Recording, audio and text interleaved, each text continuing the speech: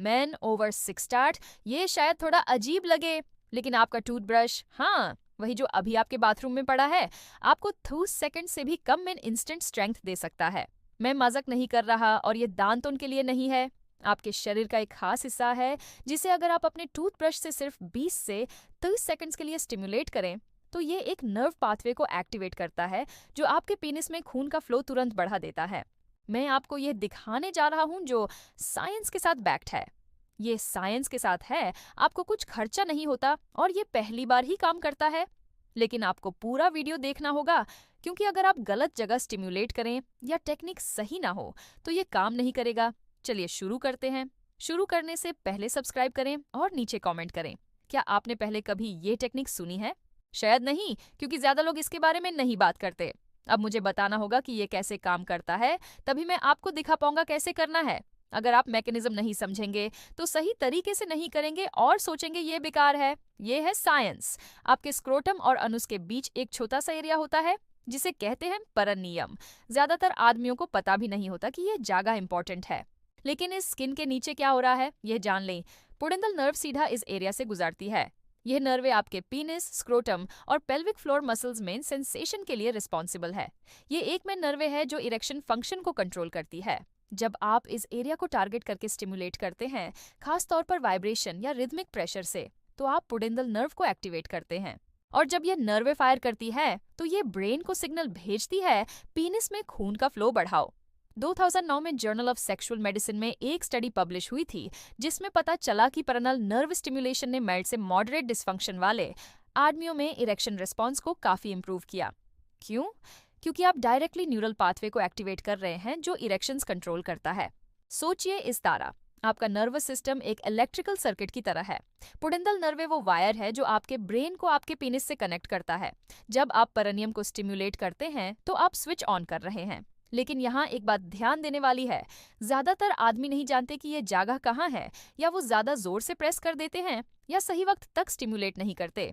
इसीलिए toothbrush method इतना अच्छा काम करता है। ये आपको बिल्कुल सही अमाउंट का वाइब्रेशन देता है बिल्कुल सही जगह पर।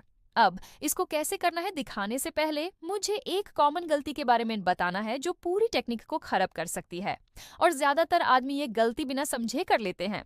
सबसे बड़ी गलती है ज्यादा जोर से प्रेस करना। आपका पेरिनियम सेंसिटिव है, पुडेंदल नर्व सरफेस के पास होती है। अगर आप ज्यादा जोर से फिंगर्स या कुछ भी एग्रेसिव यूज करते हैं तो आप एरिया को डिसेंसिटाइज कर सकते हैं या डिस्कम्फर्ट क्रिएट कर सकते हैं। इसीलिए सॉफ्ट ब्रिसल टूथब्रश परफेक्ट है।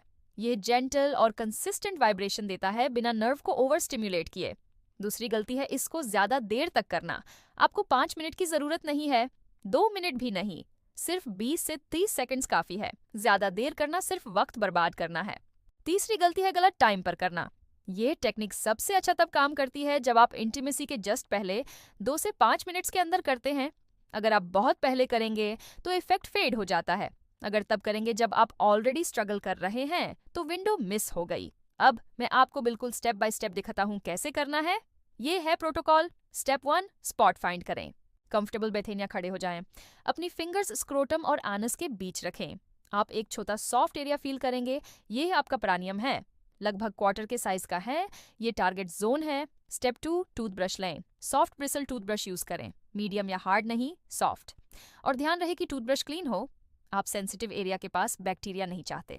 Step 3, gentle rhythmic pressure apply करें। ब्रिसल्स को पेरिनियम पर रखें, हल्का सा प्रेस करें बस कांटेक्ट के लिए। अब टूथब्रश को छोटी सर्कुलर मोशंस में मूव करें। स्क्रबिंग एग्रेसिव नहीं, बस जेंटल रिदमिक सर्कल्स। आप हल्की up and down tapping motion भी यूज कर सकते हैं। गोल ये है कि जेंटल वाइब्रेशन क्रिएट हो जो नर्व को स्टिमुलेट करे बिना ओवरवेल्म किए। स्टेप 4, ड्यूरेशन 20 से 30 सेकेंड्स, बस इतना ही। जरूरत हो तो टाइमर सेट करें। ज्यादातर आदमी 15 सेकंड्स में इफेक्ट फील करते हैं, लेकिन पूरे 30 सेकंड्स तक करें ताकि रिस्पॉन्स मैक्सिमाइज हो। Step 5, timing. ये इंटीमेसी से 2 से 5 मिनट्स पहले करें, न कि 20 मिनट्स पहले, ना ही ड्यूरिंग, जस्ट राइट बिफोर। 10 से 20 सेकंड्स के अंदर आपको पेल्विस में टिंगलिंग सेंसेशन फील होगी। आपका ब्लड फ्लो बढ़ेगा। शायद आपको इरेक्शन का बिगिनिंग भी फील हो बिना किसी विजुअल या मेंटल स्टिमुलेशन के।